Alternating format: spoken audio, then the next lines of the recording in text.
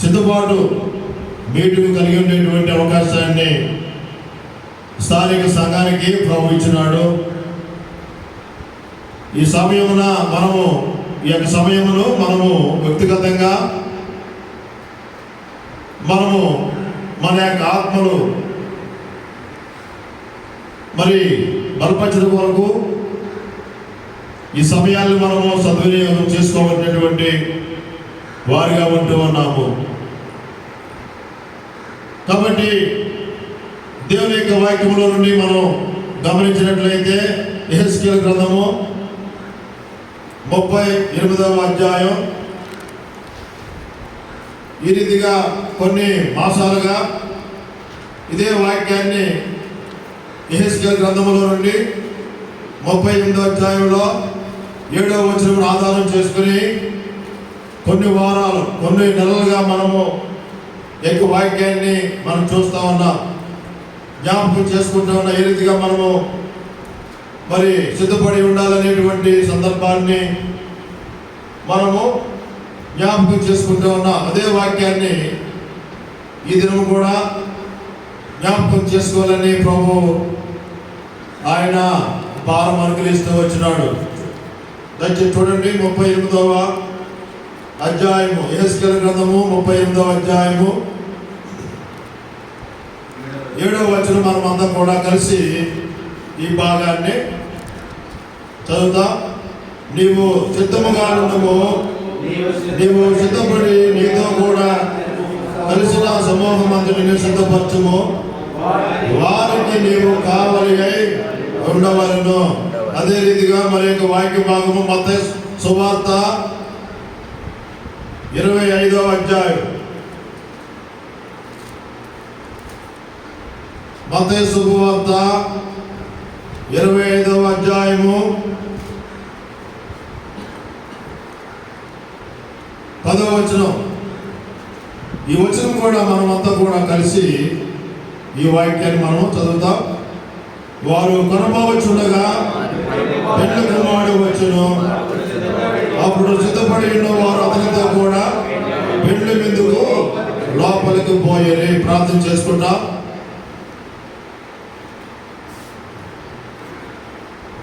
మమ్మికులుగా ప్రేమించినటువంటి మా ప్రియ పరలోక తండ్రి, మీ ఘనమైనటువంటి నామమును బట్టి, మహిమ గల నామాను బట్టి మీకు వందనాలు స్తోత్రాలు చెల్లించుకుంటూ ఉన్నాం. నాయన ఈ నెల 24వ తారీఖున జరగబడినటువంటి బహిరంగ సువార్త దండయాత్ర కొరకు, అలాగే నాయన కృతజ్ఞత గుడి కొరకు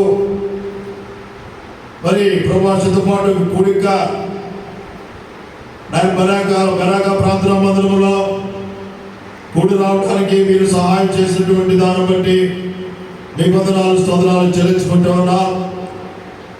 ఈ కూడి కొరకే కూడి రాగినటువంటి స్థానిక విశ్వాసులు సేవకులను బట్టి ఆయా ప్రాంతాల నుండి ఆయా పట్టణాల నుండి రాగినటువంటి ఈ దోషులందరి కొరకే మీ వందనములు స్తోత్రాలు చెల్లించుకుంటూ ఉన్నాం. నాయన కూడి వచ్చినటువంటి మాకు నాయన మీ యొక్క సన్నిధిలో నుండి నాయన మమ్మల్ని మీరు దీవించవలసిందిగా ప్రార్థన చేసుకుంటూ ఉన్నాం. నాయన ఈ సమయంలో నాయన వ్యక్తిగతంగా మేము ప్రార్థనలోకి మేము ప్రవేశించకపోవడము, మీ యొక్క వాక్య భాగంలో నుండి నాయన చదవబడినటువంటి వాక్య భాగంలో నుండి నాయన నీవు నాతో మా అందరితో మీరు మాట్లాడవలసిందిగా ప్రార్థన చేసుకుంటూ ఉన్నాం. ఎక్కడ 2-3 కూడి నా నామమును ప్రార్థన చేస్తారో వారి మధ్యన నేను ఉంటానని సెలవిచ్చినటువంటి దేవుడు నాయన, ఆ కారణం బట్టి మీ వాక్యంలో రాయబడినటువంటి రీతిగా మీరు మా మధ్యలో ఉంటూ లేక మీ వందనములు స్తోత్రాలు చెల్లించుకుంటూ ఉన్నా. నాయన నీ యొక్క మందిరంలో నుండి నాయన ప్రతి ఆశీర్వాదం కూడా నాయన మేము పొందుకునేటువంటి వారిగా నాయన మమ్మల్ని మీరు జ్ఞాపకం చేసుకోవాల్సిందిగా ప్రార్థన చేసుకుంటూ ఉన్నాం. నాయన సమయాన్ని దేవునికరంగాను మహిమార్థంగాను మేలుకరంగాను దీవుని కనుగొంచవలసిందిగా ప్రార్థన చేసుకుంటూ ఉన్నాం. నాయన మీ దీవులను పొందుకుని నాయన మేము వెళ్ళటానికి మాకు కావాల్సినటువంటి మీ కృపను మీ యొక్క ఆశీర్వాదాన్ని మీరు మాకు అనుగ్రహించవలసిందిగా ప్రార్థన చేసుకుంటూ ఉన్నాం. నీ మందిరంలో మీ యొక్క తేజస్సు ఉంచండి, మీ యొక్క మహిమను ఉంచండి, మీ యొక్క ప్రభావం ఉంచండి ప్రభా. తిరిగి మీ యొక్క వాక్యాన్ని బోధించడం కొరకే ప్రభా నేను నిలబడిన సందర్భంలో మీ కృపను కోరుకుంటున్నాను తండ్రి. ప్రభా నేను పాపిని ప్రభా, నా ఇష్టాన్ని నెరవేర్చుకున్నటువంటి వ్యక్తిని, నీ యొక్క ధర్మశాస్త్రాన్ని త్రోసివేసినటువంటి వ్యక్తిని అయినప్పటికైనాను తిరిగి న్యాయమును బట్టి ప్రభా నన్ను నీవు శిక్షించి నాయన నన్ను సరిచేసి నాయన తిరిగి ప్రభా నీ పాత్రగా నన్ను మీరు వాడుకుంటూ ఉన్నకే మీ బదులములు నాయన స్తోత్రాలు చెల్లించుకుంటున్నాం ప్రభా. హృదయమారా నిన్ను కనపరుచుకుంటున్నాను తండ్రి. నా పట్ల నా కొరకైతే నాయన నా కొరకు ఎంత పని అయితే ఈ భూమి మీద నా కొరకు నీవు ఏర్పాటు చేస్తూ ఉంచినావో ఆ పనంతా కూడా నాయనమ్మ నేను ముగించుకుని నీ సన్నిధికి రావలసినటువంటి వాడిగా నేనుంటుండగా ప్రభా నాయన ఓ దేవా నాయన మరి ఆ రీతిగా నన్ను మీరు సిద్ధపరచవలసిందిగా మీ నామంలో విజ్ఞాపన చేసుకుంటూ ఉన్నాం తండ్రి. నాయన ఓ దేవా అదే రీతిగా మేమందరము కూడా దేవా వారి సామర్థ్యం కొలది నాయన వారికి నీ యొక్క పనిని మీరు అప్పగించావు ప్రభా. ప్రతి ఒక్కరం కూడా మా పని మేము ముగించుకుని ప్రభా ఓ దేవా నీ సన్నిధికి ఓ దేవా మమ్మల్ని మీరే దేవ సమకూర్చుకోవాల్సిందిగా కూడా మీ నామంలో విజ్ఞాపనం చేసుకుంటున్నాం.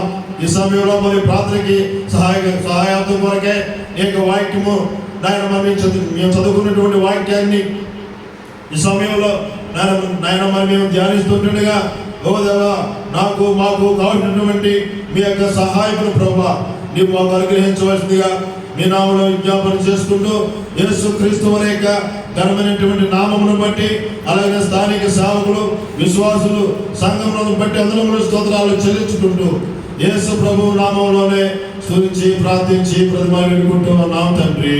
ఆమేన్. దేవుని యొక్క వాక్య భాగంలో మనం గమనించినప్పుడు మరి యెహెజ్కేలు గ్రంథము 38వ అధ్యాయము 7వ వచనంలో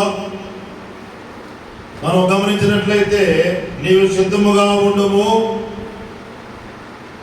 రెండవ మాట నీవు సిద్ధపడి నీతో కూడా కలిసిన సమూహం అంతటిని సిద్ధపరచము.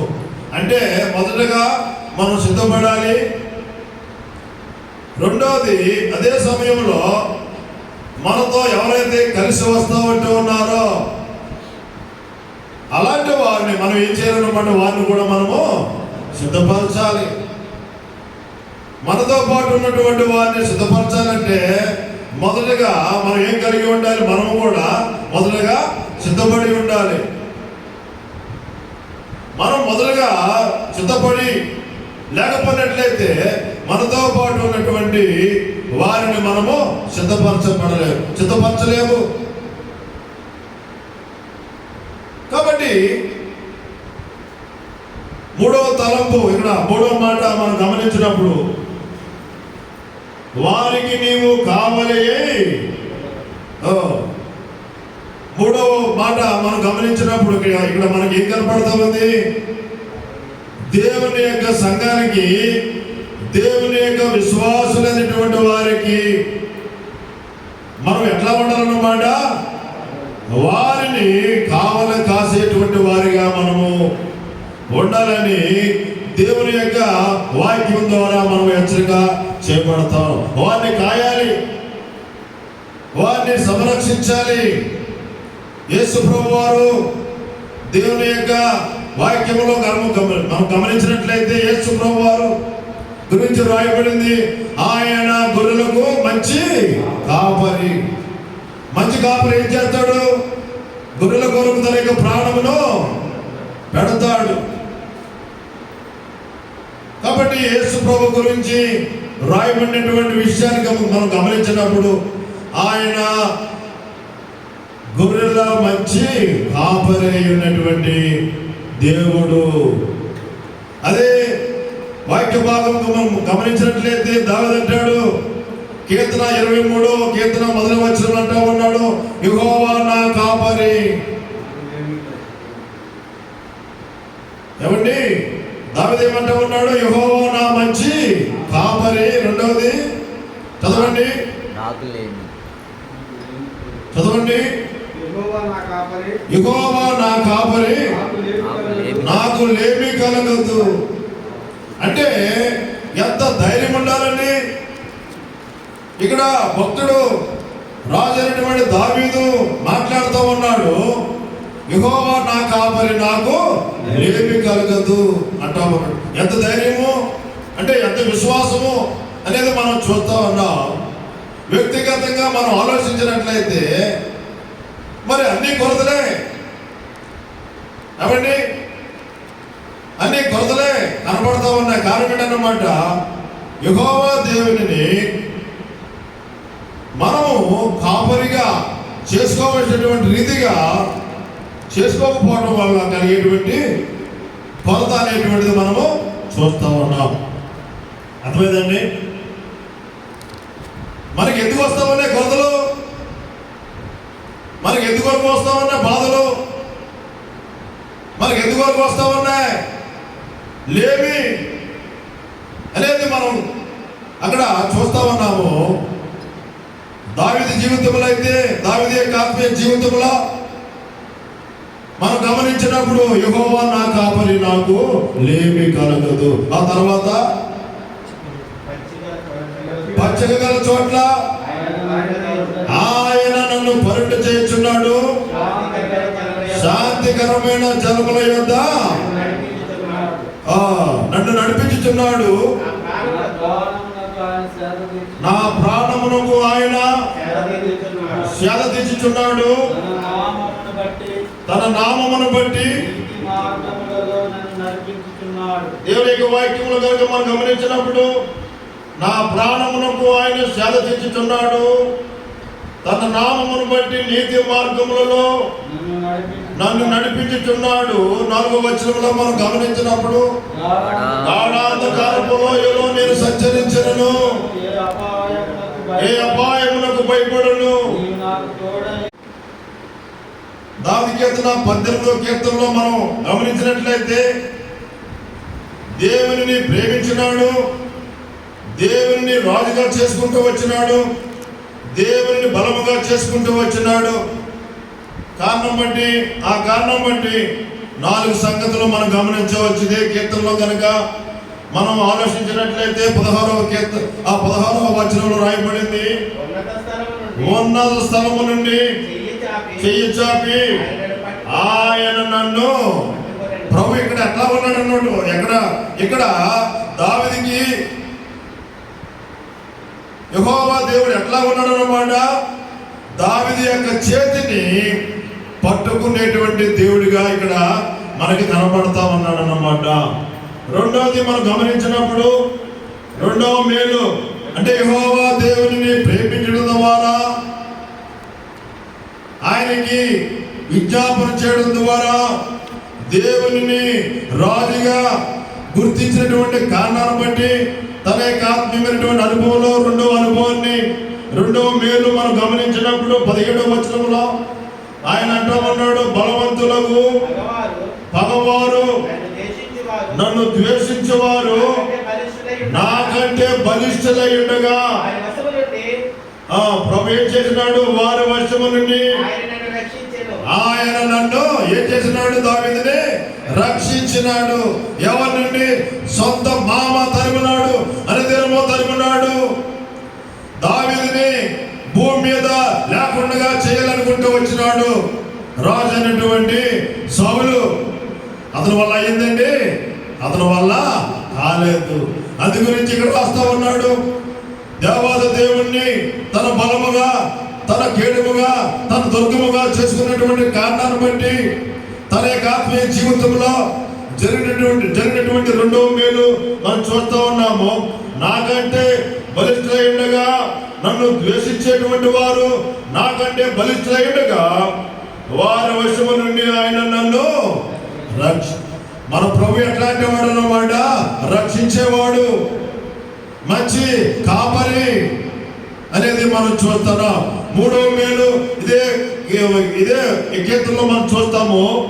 ఆ 18వ వచనంలో అంటూ ఉన్నాడు, ఆపత్కాలమందు వారు నా మీదికి రాగా. ఏం చేసినాడు అన్నమాట? ఆపత్కాలంలో ఆపత్కరమైనటువంటి సందర్భాలు దావీదు జీవితంలో, దావీదు యొక్క రాజ్య పరిపాలన సందర్భంలో ఎన్నో ఆపదల గుండా దావీదు మరి నడిపించబడ్డాడు. అటువంటి సందర్భంలో ఇక్కడ రాసినాడు, ఆపత్కాలమందు వారు నా మీదికి రాగా.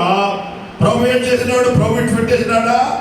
మనుషులైతే విడిచిపెట్టేవారుగా ఉంటారు, మనుషులైతే మనల్ని గొంతులో తోసేవారుగా ఉంటారు. కానీ మన ప్రభు ఎట్లాంటి వాడు అన్నమాట? వాక్యంలో రాయబడింది, యెహోవా నన్ను ఆదుకొనెను. ఆ రోజు దావీదుని ఆదుకున్నటువంటి దేవుడు ఈ రోజు నిన్ను నన్ను కూడా ఆయన ఆదుకునేటువంటి దేవుడిగా ఆయన ఉంటూ ఉన్నాడు. ప్రియమైనటువంటి సహోదరి సహోదరుడా, ఆయనను ప్రేమించేటువంటి రీతిగా ఈనాడు నీవు నేను కూడా ప్రేమించగలిగినట్లయితే, ఆనాడు దావీదుని ఆదుకున్నటువంటి ఆ దేవుడు ఈనాడు నిన్ను నన్ను కూడా ఆదుకునేటువంటి దేవుడిగా ఉంటూ ఉన్నాడు. 4వ మేలుకు మనం గమనించినప్పుడు ఇదే కీర్తనలో రాయబడింది. దయచేసి 19వ వచనంలో, విశాలమైన స్థలమునకు ఆయన నన్ను తోడుకొని వచ్చును, నేను ఆయనకు ఇష్టడును కనుక ఆయన నన్ను ఎవరు తప్పిస్తాడు చెప్పండి? ఎవరు తప్పిస్తాడు? ఆయన మొదలుగా మనం నేర్చుకోవాల్సినటువంటిది ఏంటన్నమాట? ఆయనకి ఇష్టమైనటువంటి వారిగా మనము ఉండాలి. ఇక్కడ దావీదు రాస్తూ ఉన్నాడు, నేను ఆయనకి ఇష్టడును కనుక ఆయన యొక్క ఉద్దేశాలు నెరవేర్చేటువంటి వాడిగా ఉన్నాను. కాబట్టి దేవుని యొక్క వాక్యములు మనం గమనించినప్పుడు అపోస్తల కార్యములు 13వ అధ్యాయము,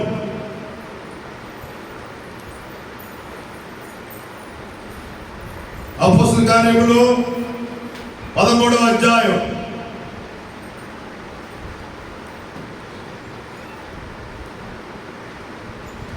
22వ వచనంలో రాయబడింది, తరువాత అతనిని తొలగించి దావీదును వారికి రాజుగా ఏర్పరచెను. మరియు ఆయన, నేను యెషయా కుమారుడైన దావీదును కనుగొంటిని. ఏమండి, ఇక్కడ ప్రభు మాట్లాడుతూ ఉన్నాడు, దావీదు పక్షంగా సాక్షిస్తూ ఉన్నాడు. ఏమని ఆయన మాట్లాడుతూ ఉన్నాడు ఈ విషయాన్ని మనం గమనించినప్పుడు, అతడు నా ఇష్టానుసారుడైన మనుషుడు. దేవుని యొక్క ఉద్దేశాల్ని నెరవేర్చేవాడుగా ఇక్కడ ఉంటూ ఉన్నాడు రాజైనటువంటి దావీదు. తన యొక్క ఇష్టాన్ని ఆయన నెరవేర్చుకోలేదు. కొన్ని సందర్భాల్లో తన ఇష్టాన్ని నెరవేర్చుకుంటూ వచ్చినాడు. ఆ కారణాన్ని బట్టి తన యొక్క జీవితము ఎంతో నష్టపరచబడుతూ వచ్చింది. తాను కూడా దేవునికి వ్యతిరేకంగా పాపం చేస్తూ వచ్చినాడు. దేవుని యొక్క వాక్యాన్ని మీరినాడు. ఆ కారణాన్ని బట్టి భౌతికంగా ఆత్మీయంగా పడిపోయిన వాడి వచ్చినాడు. అయితే దావీదు పడిపోయినా కూడా తిరిగి లేవగలిగినాడు. దేవుడు ఆయనను సమకూర్చుకున్న వాడిగా ఉంటూ వచ్చినాడు. ప్రభువారు యెహోవా దేవుడు పడిపోయినటువంటి వారిని ఆయన ఉద్ధరించేటువంటి వాడు. ఈ రోజు కనుక ప్రభువా నేను పడిపోయాను, నేను దారి తప్పినాను, నీ ధర్మశాస్త్రాన్ని త్రోసివేశాను, ప్రభువా నీవు నన్ను లేపమని నీవు ప్రార్థన చేయగలిగినట్లయితే తప్పకుండా ఆయన లేపేవాడిగా ఉంటూ ఉన్నాడు. ఏమండి, ఆయన పడిపోయినటువంటి వారిని ఉద్ధరించేటువంటి వాడిని వాక్యం రాయబడింది. అర్థమైందండి? 116వ కీర్తనలో మనం గమనించినట్లయితే 116వ కీర్తన ఈ భాగం ఎట్లా ఉంచండి.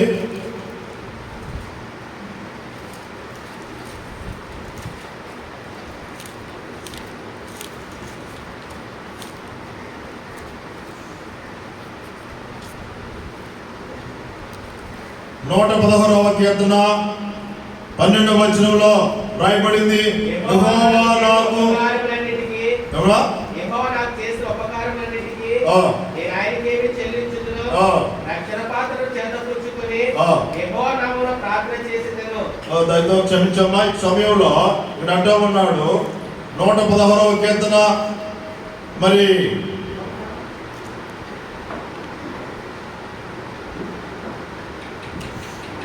6వ వచనం, యెహోవా సాధువులను కాపాడువాడు, నేను కృంగియుండగా ఆయన నన్ను రక్షించును. కృంగిపోయినటువంటి వేళల్లో, పడిపోయినటువంటి సందర్భములో ఆయన నిన్ను నన్ను కూడా లేవనెత్తేవాడుగా ప్రభు కనపడతా ఉంటూ ఉన్నాడు. అన్న ఏమని ప్రార్థన చేస్తూ వచ్చింది దయచేసి గమనించండి. సమూయేలు మొదటి గ్రంథము 2వ అధ్యాయం, సమూయేలు మొదటి గ్రంథము 2వ అధ్యాయంలో అన్న ఆమె యొక్క ప్రార్థన గురించి మనం గమనించినప్పుడు 7వ వచనంలో యెహోవా దారిద్ర్యమును ఐశ్వర్యమును కలుగు చేయవాడు, కృంగ చేయవాడును, లేవనెత్తువాడును ఆయనే. 8వ వచనము చివరి లైన్ లో మనం గమనించినప్పుడు లేమి గల వారిని ఎండ కుప్ప మీద నుండి లేవనెత్తువాడు ఆయనే. 9వ వచనము మొదటి లైన్ లో మనం గమనించినప్పుడు తన భక్తుల పాదములు తొట్టిల్లకుండా ఆయన వారిని కాపాడును. అలాగనే 91వ కీర్తన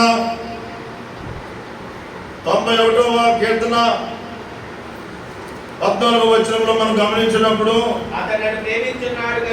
అతడు నన్ను ప్రేమించుచున్నాడు కనుక ఎవరిని వారు యెహోవా దేవుడు ఎవరిని తప్పిస్తాడన్నమాట.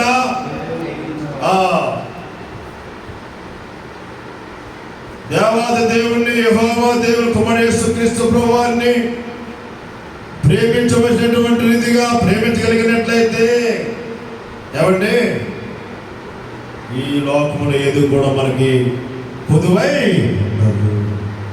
మరి ఎక్కడ మిస్టేక్ అవుతా ఉంది అది మనం గమనించినప్పుడు దేవుని ప్రేమించవలసినటువంటి రీతిగా మనం ఏం చేస్తామన్నాము ప్రేమించలేకపోతా ఉంటాం.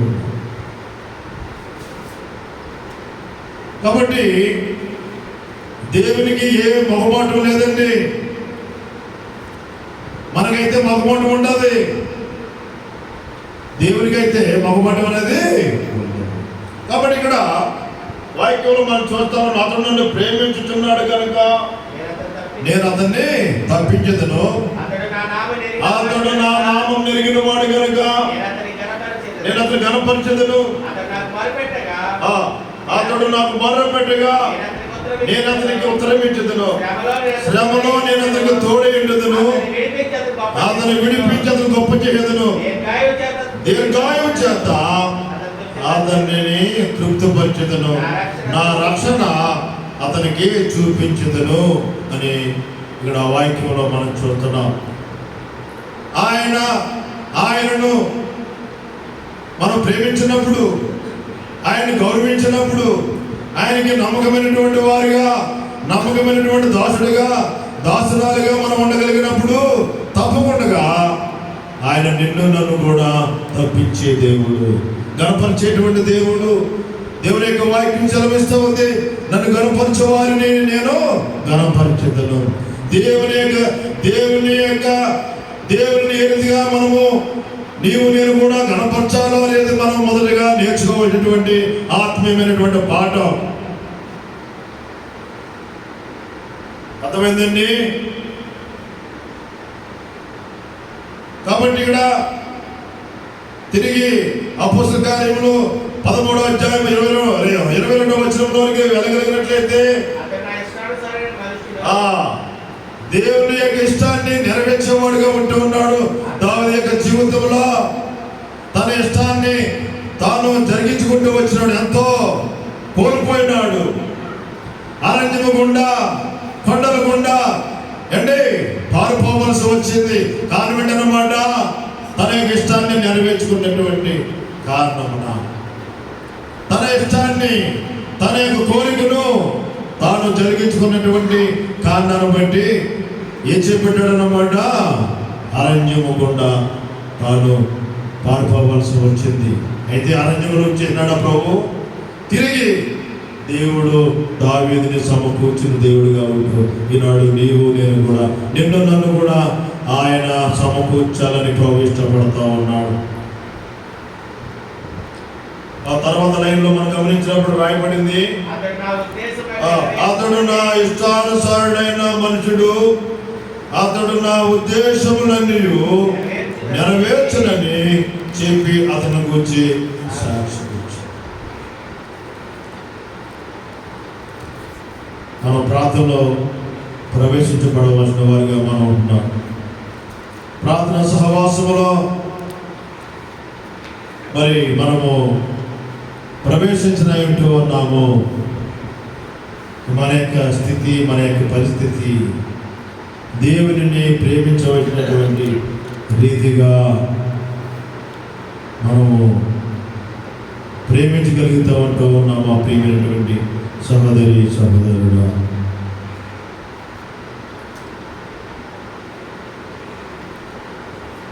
చివరిగా ఇక్కడ అంటా ఉన్నాడు మత్తయి సువార్త 25వ అధ్యాయము, అక్కడ చక్కటి మాట రాయబడింది.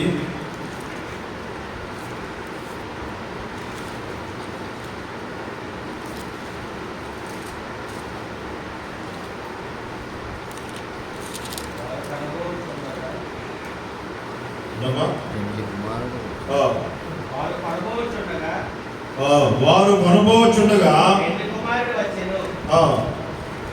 కొనబోవచ్చుండగా పెండ్లి కుమారుడు వచ్చెను. అప్పుడు సిద్ధపడి ఉన్నవారు అతనితో కూడా పెండ్లి విందుకు లోపలికి పోయి అంతటా తలుపు వేయబడిను. ఆ తరువాత తక్కిన కన్యకులు వచ్చాయా, అయ్యా మాకు తలుపు తీయమని అడుగగా అతడు మిమ్ము నెరగనని మీతో నిశ్చయముగా చెప్పుచున్నానను. దేవుని యొక్క వాక్యములో మనం గమనించినప్పుడు ఈ సమయంలో మనం ఒక సిద్ధపాటు కూడి కొరకు మనం చేరవచ్చిన, ఇక్కడ మరి 10 మంది కన్యకులు గురించి రాయబడింది. ఐదుగురు బుద్ధి కలిగినటువంటి కన్యకులు, 5గురు బుద్ధి లేనటువంటి కన్యకులని రాయబడింది. దేవుని యొక్క వాక్యమును మనం గమనించినప్పుడు 10వ వచనంలో సిద్ధపడినటువంటి వారు పెండ్లి కుమారుడు వచ్చినప్పుడు వారు సిద్ధపడ్డారు కాబట్టి పెండ్లి కుమారుడు వచ్చినప్పుడు ఆయనతో పాటు కూడా ఆ యొక్క పెండ్లి విందులో పాలు పొందడానికి లోపలికి వెళ్ళినారు. 11వ వచనంలో మనం గమనించినప్పుడు అంతటా తలుపు వేయబడిను. ఆ తర్వాత ఎవరు వచ్చారు చెప్పండి? సిద్ధపడినటువంటి కన్యకులు, బుద్ధి లేనటువంటి కన్యకులు, సిద్ధంగా లేనటువంటి కన్యకులు వచ్చారు. వచ్చి ఏమని చెప్తా ఉన్నారు వాళ్ళు? అయ్యా అయ్యా మాకు తలుపు తీయమని అడగగా ప్రభు అన్నాడు, అతడు మేము నెరుగునని మీతో సిద్ధపడి ఉంటేనే ప్రభుని మనము ఎదుర్కోగలము. మరి ఎట్లాగా సిద్ధపడి మనం ఉండగలము? వాక్యం ఏం చెప్తా ఉంది? కీర్తన మొదటి వచనంలో అంటా ఉన్నాడు, ఎప్పటికప్పుడు మన యొక్క ఆత్మను ప్రభు యొక్క సన్నిధిలో సిద్ధపరచుకుంటూ ఉండాలి. దేవుని యొక్క వాక్యం మనం గమనించినప్పుడు దుష్టుల ఆలోచన చొప్పున నడవగా, పాపుల మార్గమున కూర్చుండగా, నిలువగా, అపహాసకులు కూర్చుండే చోట కూర్చుండగా, యెహోవా ధర్మశాస్త్రమునందు ఆనందించుచు, ఏమండి దివారాత్రము కూడా, అంటే ఎవరు సిద్ధపడి ఉండగలరు?